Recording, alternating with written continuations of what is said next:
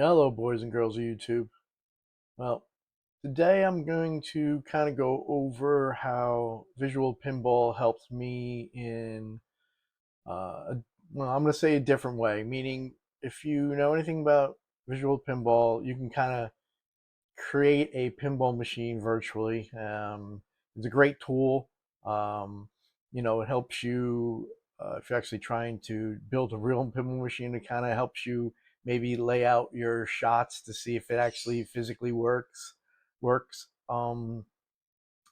And a lot of people use it, but I found, and again, maybe other people have done this too. I haven't seen a video, but I figured let me just show you something that helped me with a few different things that I wanted to do um, when I'm building my real pinball machine. So if you don't know anything about Visual Pinball, Dead Flip, there's a YouTube channel.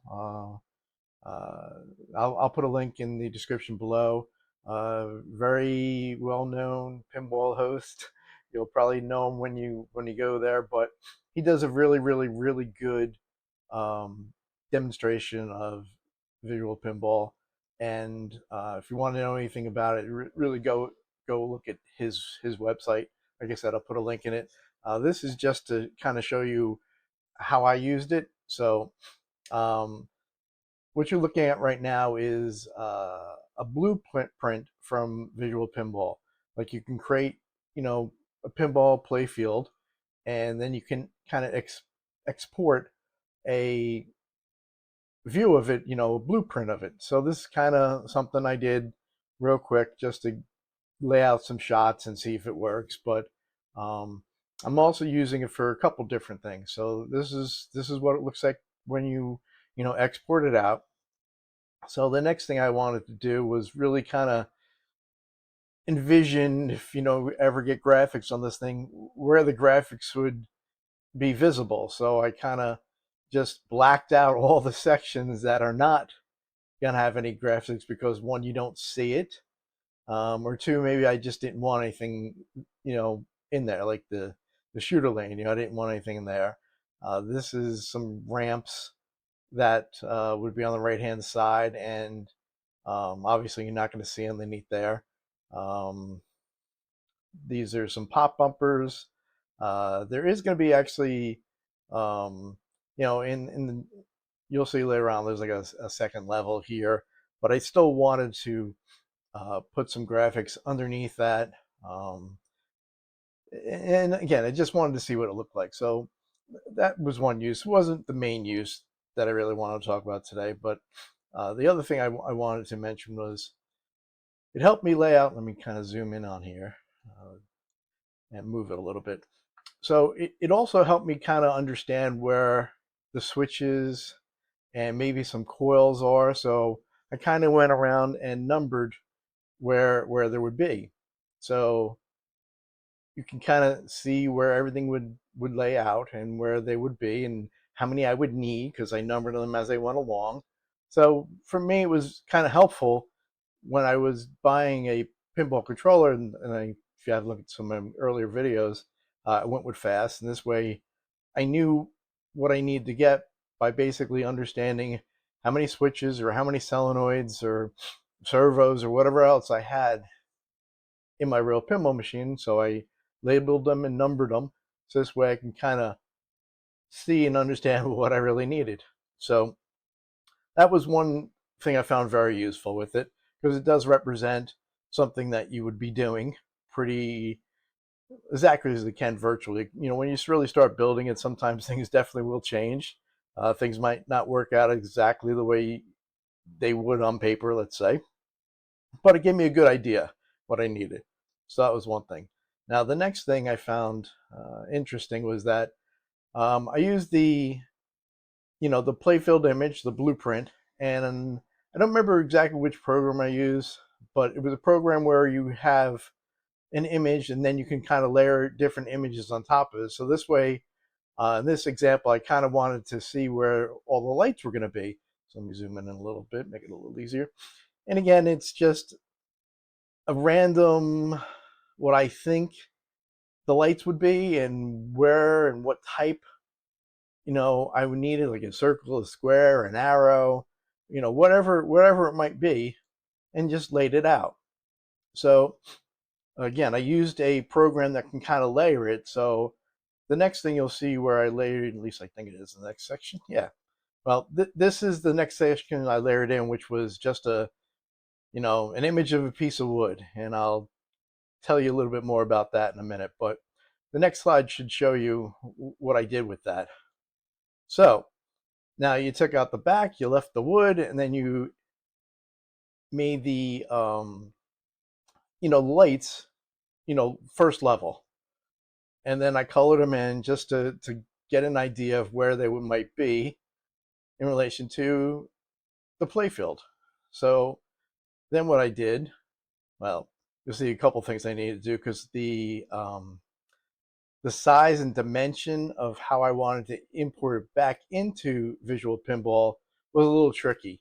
The blueprint doesn't seem like to be the exact resolution or scale, I should say, to the pinball field that you're looking at in Visual Pinball. And I had to make a couple iterations and changing the size and dimensions and locations of that until I found one that I think worked. So now you're seeing the pinball playfield I kind of built just to demo some shots and make sure they kind of worked. But I imported the piece of wood with the images on it, and you see how they kind of line up. It's not 100% perfect, but it was close enough to give me a visual representation of what I think it might look like. And again, this isn't perfect. Um, there might be off left to right, up and down a little bit, but it still gave me a good visual representation, again, to understand how many lights I think I might need and what shapes I might need or want, or maybe it doesn't look good. So this way I have an opportunity to change it. So that's what I did with that. And another thing it helped me with, back to that piece of wood with the lights on it. Now, I mentioned I'm using a fast pinball controller, and one of their extensions or extension boards, I forget the exact name of it, but basically it's a board that'll help me control the lights. Now, the board from Fast actually has 4 outputs. On each one, you can put 32 lights. So this also helped me kind of lay out the path that I would need to wire it and how many can fit in each one, and labeled the number of the circuits. So 1, 2, 3, 4, and I counted how many lights are going to be in each one and what the path of the wiring might be for each one. Now, what was good about this is that there are some software online that you can use to kind of flip it over. So this one I used, and then there's the website address I used to actually take the image and invert it. So this way, when you wire this, you're not wiring from the top, you're wiring from underneath. This way you can kind of help me understand what direction I need the wires to go in, because if I use the image from the top, I might get a little confused. Again, if you watch some of my other videos, I'm not the smartest cookie in the cookie jar there. So I needed some visual representation to help me and understand how to lay all these out when I start wiring it up. And I think this is a pretty good and easy way to do it without physically doing it. It's this way, if you do make mistakes, it's easily corrected, virtually, opposed to, wasting a whole bunch of wire, or, you find out later when you think it's all wired, you missed one, or whatever the case might be. This, I think, well, for me, helped me visualize what I would be doing when I'm actually have the playfield upside down and I'm wiring the lights. So that's just a quick synopsis of how virtual pinball can help in certain cases other than laying out shots. And for me, this was one of them. And I think it's a great tool, and hopefully, give some ideas to other people. And if it doesn't help, well, hopefully I entertained in some manner.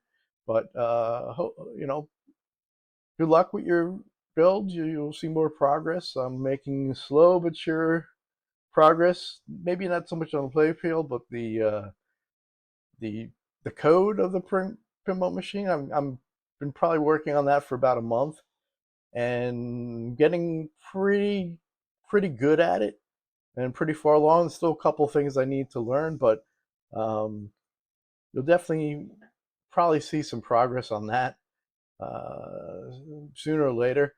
But for right now, here's one good tip. Good luck if you're building anything. Hopefully this helps.